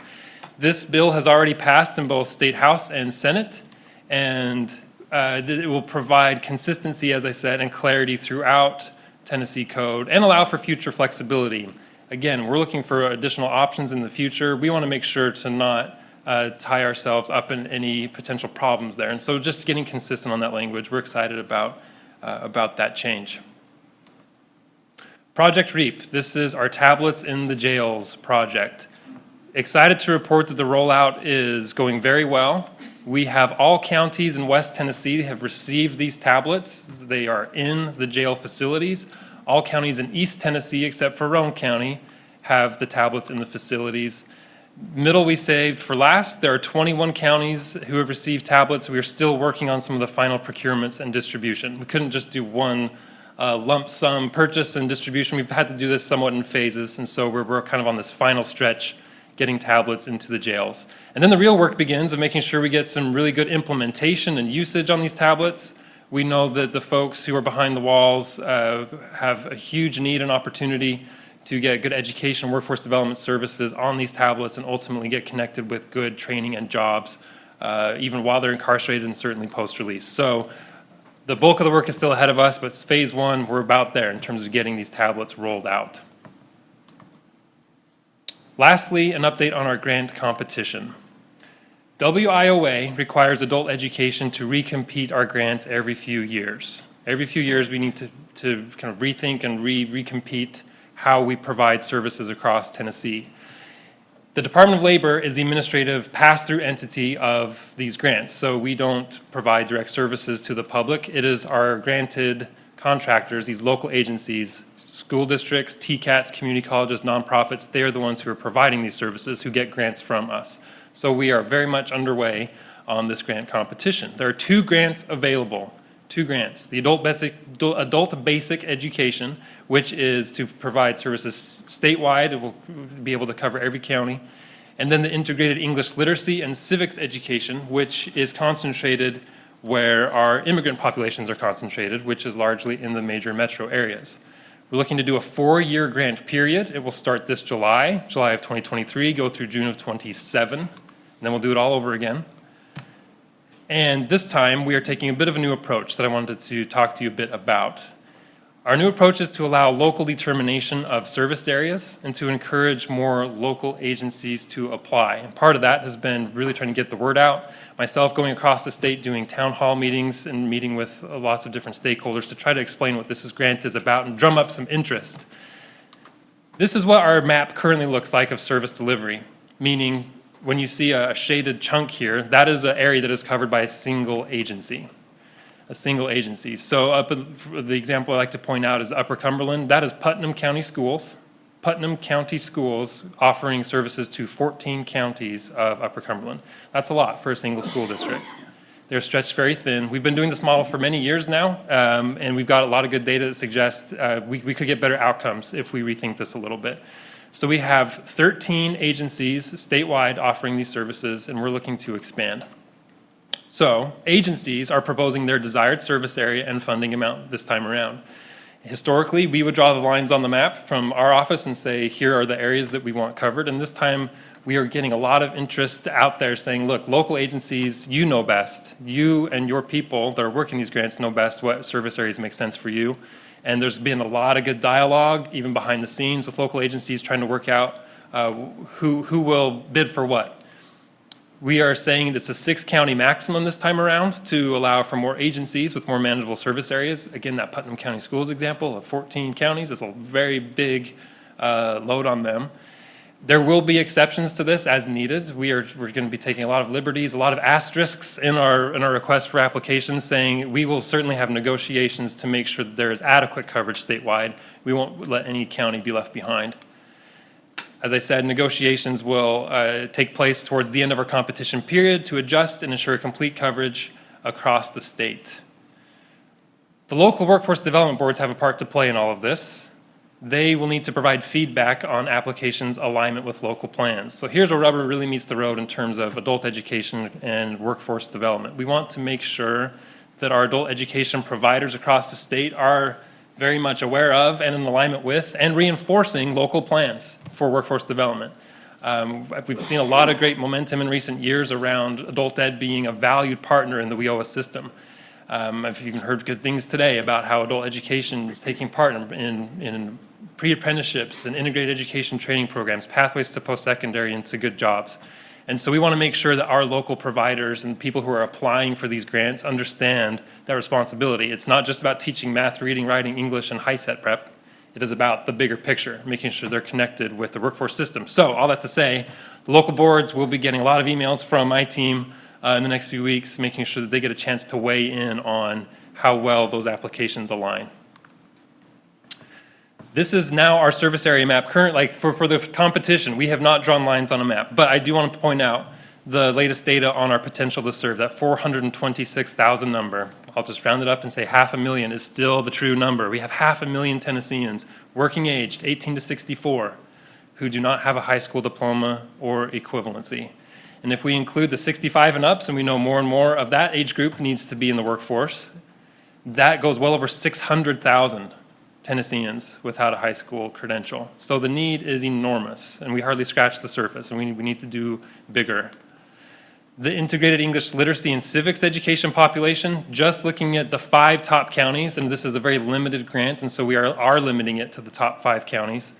117,000 plus individuals of the immigrant community. They are non-native English speakers. They are not American citizens, and so we're concentrating those funds there. So again, the need is enormous.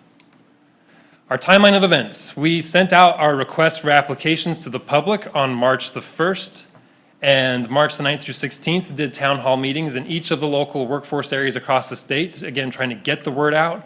Had a lot of good stakeholder engagement from the communities, really excited about getting some new blood in the game and into the adult education family potentially. The application deadline, we'll be getting all these agencies sending in their applications no later than April the 6th, so they are very much in the midst of grant writing. There's still time. If you or someone you know and love wants to write for this grant, there's still time. Check out our website. Application review and scoring complete will occur no later than April 21st, so we have a 2-week window there for the reviewing and scoring of these grants. And then, as I said earlier, that negotiation period is going to be so critical to make sure we have equitable and adequate coverage across the state. And we've reserved a couple weeks to do that at the end of April, beginning of May. Finally, the grants will be awarded no later than May the 12th. So that is our timeline. A lot to do and a lot of great work being done. I know there are a lot of representatives in the room right now of our current grant holders and people who are in the midst of this shuffle. And I certainly want to thank our adult education partners across the state who are doing great work despite some of the challenges. And we know the best is yet to come. So that is my update. Thank you very much, Chairman. Thank you. Let me go back to the alternatives to diplomas. I'll try to say this diplomatically. What in the name of Sam Hill is taking so long to get other people to agree that there should be more than one path to that? Like, you have presented it to us. Everybody here was nodding their head and high-fiving, yeah, let's get it done, right? And I'm sure that you have presented this to the point of exhaustion and frustration. Why, and it's been over a year since you told us about all these things that we were all excited about, and yet it's August before you can present it to another, like tell us, explain the hurdles a little bit. Sure, very fair question. I see my shoulder angel is up here to potentially weigh in on this. Yeah, I'm going to jump in. Tia Sixties, Chief of Staff with the Department of Labor. One of the components, Jay went and made a presentation in the fall to the State Board of Education, and you'll be very pleased. It was very well received. However, we are still turning a pretty big turn for people to think about something that is new. And so that's where part of these hurdles have come. One of the requests that we received very much was, well, code has all of these different components. It's referenced, almost 60 different ways.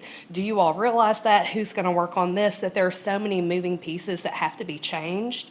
Those were some of the requests that we received while we went forward with the legislative package. And so we've made those corrections. We have this path moving forward, but with Jay and his balls that are going, because we really do need to continue to serve these people, 500,000 people out there. We've got to move forward with the new areas and provide that service, but we've also got to continue with this track. So Jonathan, the staff attorney, has been working, trying to get the rule processes in place. So we've made the statute change. It's not been signed by the governor yet to be official, but once we do that, we've got the process in place to work with the state board about changing all the rules. And then we'll continue to move forward with new rules. And so that's what we'll start in August. Thank you. Thanks, Steve. Thank you. Briefly, Yes. is this slide presentation in the SharePoint folder? Yes. It is. Okay, thank you. Thank you. What other questions do you have for Jay? Marshall. My question follows I will ask your question a little bit differently. My question is, as a board, what could we do to help support and complete this process? Thank you. Keep talking about it, because it's one of those things that we just have to continue the conversation. Much as we've talked about with apprenticeship and education, all the components, we have to tell our stories better. People don't know. People are excited about a lot of these thought processes, but we just have to continue that messaging forward. So having those conversations with your locals, with those legislators, that's one of the components that I am our voice with this department as a liaison to continue to make sure that people know what's really needed to move that workforce need, to try to get more people engaged. We've got to open and look outside of that box about how to help them, and people just don't know how. So giving them any of those nuggets that they can take a change and start somewhere. So we don't have many knobs and dials, but we do have a title. Is there a way for this board to make a public statement, or can we make a statement to the Board of Education, or have we done that? Have we done something to put our name to support such an initiative? Yes, that was one of the components when Jay visited for that workshop. He did express that you all were supportive of this. And I think that that was one of the things that really got them engaged in sharing that they were also supportive. I think people very much want it, but there's so many things that have to move with it for us to get there. Yeah. Okay. So we've got board support across the different agencies. So does this ultimately end in required legislation? We don't believe there's any more required legislative changes other than allowing for the flexibility. And there were kind of some different opinions if that was even necessary, but it made all parties comfortable. With any transition, you got to bring everybody along. And so one of those is why it's kind of slowed our progress, is trying to be that good partner. Thank you. I understand the explanation. Don't necessarily like it. All right. Any other questions for Jay? All right. Thank you so much. Now we're going to hear from everybody's favorite financier, Ivan Greenfield, with a fiscal update. Come on up.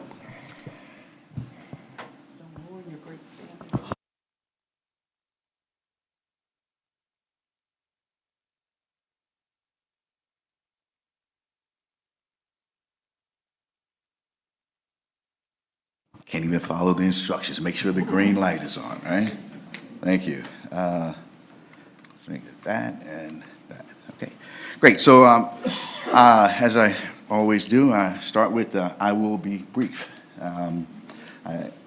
We are going to again, look at the numbers, again, for second quarter, meaning December 31st, 2022, as far as overall expenditures and funding.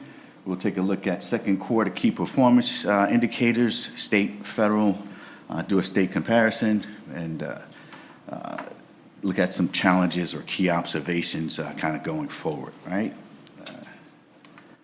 And so we can see, again, and as of the end of the second quarter, we see a total authorized funding of $137 million against 67 in expenditures.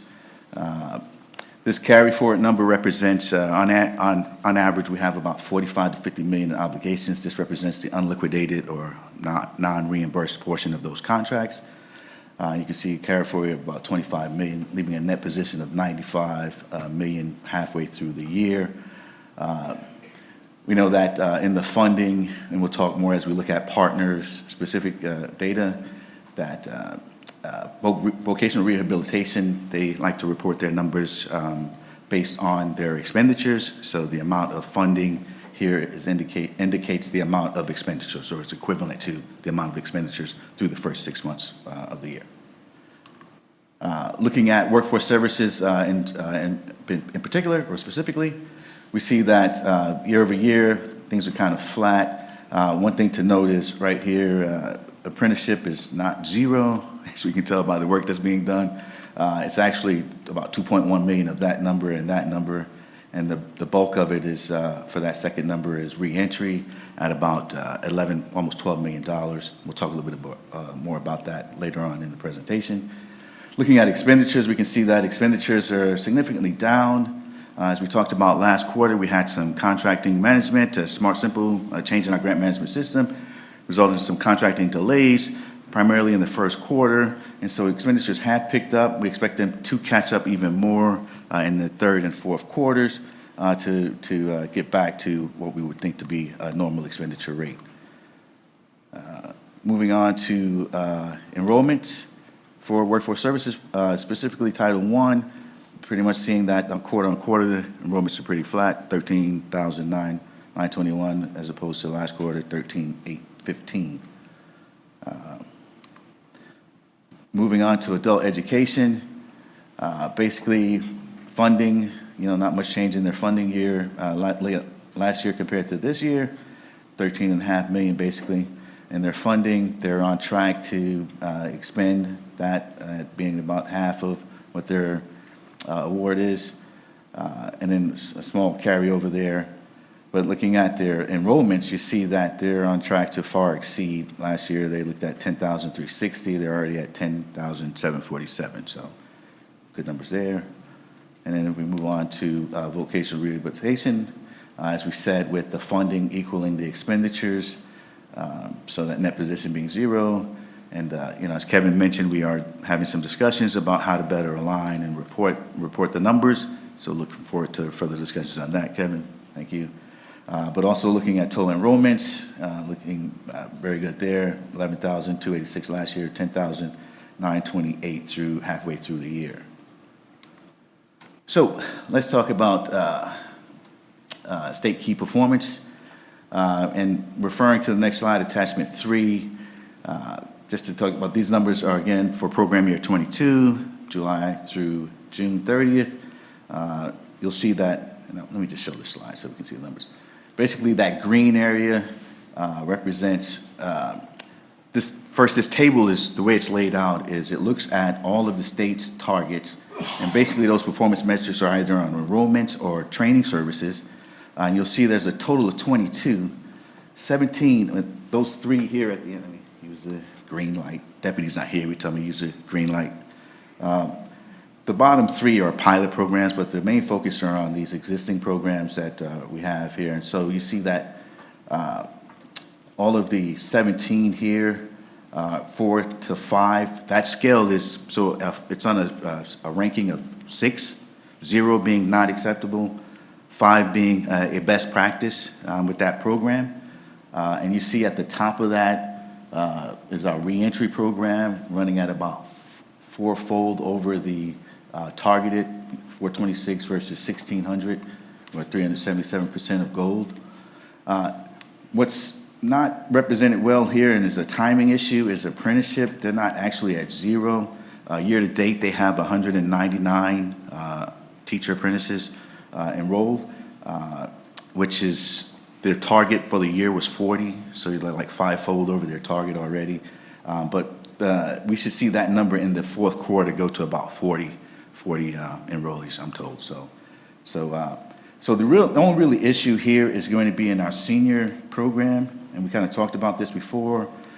So the senior program, we had a change in our service provider, and that area, being the West, make up about a third of the slots that go into towards that program, so a third of that funding or expenditures. That got started late. The contract didn't go out to the new provider until October. So we'll see expenditures pick up, but it's not likely that will meet the target goal as far as enrollments there. Not to look at on this screen, so I'd be happy to answer any further questions down the road. When you look at anything above a 3 is like approaching the target, and so we consider that. Anything below a 3 is where we want to focus our attentions, and really the only thing there is the CSEP. So. Yeah. Okay.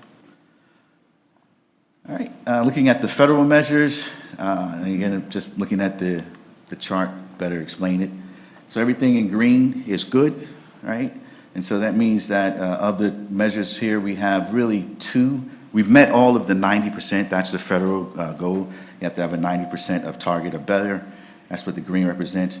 We have 2 areas that we met the 90%, but it was below the actual goal. And you see 54 to 53 in our measurable skill gains, and 70 to 68 in our credential attainment. I'm assured by Mr. Ryan that our numbers are tracking in the right direction, so we'll go with that. But overall, exceeding all of the exceeding the 90% federal target rate. And then so looking at our state comparison, Mr. Marshall inspired this, so we'll keep it rolling. But you can see that this is a year ago. These numbers are put out, every 2 years, and so this will now go in our. We had discussions about putting it in our annual narrative, so that we're not repeating stale information, if you will. But of the 18, we have 14 that are in that first or second quartile. I changed that around for you because you made a note about it being backwards. So now first is good instead of fourth, right? And then we talked about some of the other measures, Wagner-Pfizer. These being 21, these numbers are really COVID numbers because the numbers are based on a cohort of either 12 to 18 months out. And so we know that foot traffic and other things were rather low during that period. All right, some challenges, things you've heard before, right? Federal funding, even though the budget's flat, we kind of saw that even in years prior, but given that our unemployment is where it is, we haven't received the TEAGL yet, so I'm not even going to speculate. Well, let's get the TEAGL in-house, see what that number is. Last time we lost about 9% on our overall state funding for our Title I program, so we'll see where that is. But local areas have been, looking at other alternatives. We have been looking at other alternative funding sources. We talked about for our agency hiring a grant writer to help in that to look at other funding sources to go after those, and then just expanding partnerships, right, to expand resources and access, and then staffing turnover. This is really just unfortunately continuing thing for us, where we just keep losing folks to higher paying jobs, and that's just the nature of the beast right now, and the same for our locals and others across the state. Jay already kind of touched on corrections education. So from a budgetary perspective, we were awarded state funding of about $9.1 million to expand the program. That included about a little more than 6,300 units or tablets that were distributed throughout local jails across the 95 counties. Jay's chart kind of laid that out rather nicely. With respect to distribution of those tablets, we're in the fourth phase of that, and we'll complete that by the end of the fourth quarter, and hope to have some good performance numbers associated with that to report in the next board meeting. Continuous improvement in our systems administration. We have a new grant system that Ms. Falcone talked about earlier, and so we've recently, January, implemented adult education into that, and we just look to really be able to report, track, and from our wildly important goal is to not revert back funds, and I think that this system will help us to track and better utilize or optimize funding associate our grant funding and state funding as well. So I do believe that ends the slide. Any questions, comments? Thank you. Can I ask you, well, maybe this is a question for the commissioner. If you look at that, where we rank amongst other states, which is this new thing you've been putting together, I mean, are you satisfied with this? And are there any things that, if our goal is to be the best, are you satisfied with these numbers? And are there any things in these numbers that we ought to surface and focus on? So I think with the chart, I'm satisfied with where we are here. I think the challenge is, Marshall, and we've talked about this before, primarily our system has been, the behavior of our system is to make sure we can check all the federal boxes. We have to for the money and for compliance sake. The challenge is that there are state-specific indicators that are misaligned with some of the federal indicators. So for example, we're measuring this based on 18 months ago or 24 months ago. It doesn't do a whole lot to tell us where we are right now, and then unfortunately the needs of Tennesseans are very immediate. And so what we're working on is how do we come up with more state-specific targets that are more in line with the governor's vision and the needs of the Tennessee workforce, so that we're not having to operate a system that is responsive to the feds and looks really good on paper, but not doing a whole lot to move our state forward. So that's really where a lot of my sort of internal conflict comes from, and we've talked about that as having almost a bilateral system. Yes, we'll do all of this and we'll move the federal targets, but having a more readily available data set that gives us more predictive analytics on where Tennesseans are moving and not necessarily being boxed into just the measurements that the feds have imposed on us. Thank you. I really appreciate it. That's very insightful. I appreciate the comments. So just to look forward. Go ahead if you have a question. So in the next board meeting, we will address our state reserve budget. Just wanted to kind of put that on the table so everybody kind of be prepared for that. And then lastly, I would ask of you, Marshall's very good at this, and I appreciate that. If there's anything that you'd like to see that's missing here that would help in the board meetings and making decisions, please let us know, and we'll do what we can to accommodate that. Just a question on one of the metrics, and I see this at the local level in our measurements, is the median earnings. And typically in rural areas, we tend to lag on that metric across the board. Is that just a set metric across the country, or is that normalized for cost of living or anything like that? Actually, I'm going to let Ryan answer that question. Ryan, come up if you don't mind. Yeah, come up to a microphone.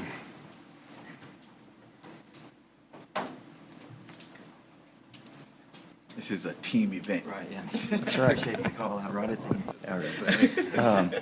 So I think Ben's question was around the credential attainment rate. That's the same federal metrics for, median earnings. Yeah, all these performance metrics are the same for all states. So they're standardized across the system.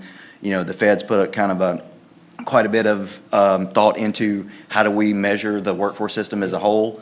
But back to Denise's point is really like, how do you look, you're looking at a very lagged, thing, because understanding how the information comes in. Someone comes in as a participant, we collect their SSN, their social security number.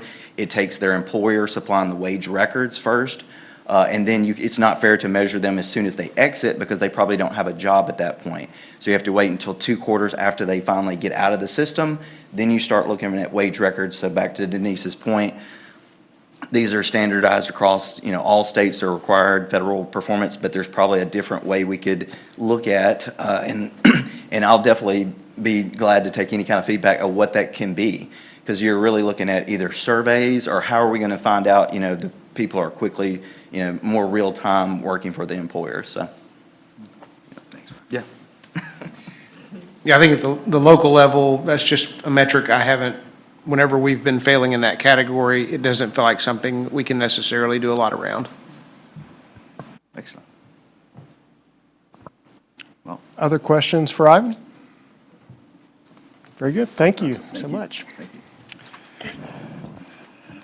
Okay, with that, looks like we'll get out of here a little bit early. We have on your agenda, you'll notice that the dates for the meetings for the rest of the year on there. Just really encourage you strongly to build your calendars around those dates to ensure your attendance. Really appreciated today's input. The conversation I felt was robust. We got a policy changed and the great insights that I think we're going to see a lot of follow-up on based on the conversation and the interest that we heard in our conversations today. So thank you. Thank everyone for that. For the new board members, again, welcome. You'll have an orientation on the way. You'll see an email and we'll schedule you for an orientation so you can have a full understanding of all the ins and outs of our board. But until then, feel free to reach out to anybody you see here and ask questions about their experience, and we'll be happy to give you all the insights that we know. So I appreciate you being here, and thanks to everyone who's here to bring them on board. Commissioner, you have anything else that you'd like to say? Do I have a motion to adjourn the meeting? Motion. Thank you. And a second? So moved. All right. Thank you for your time.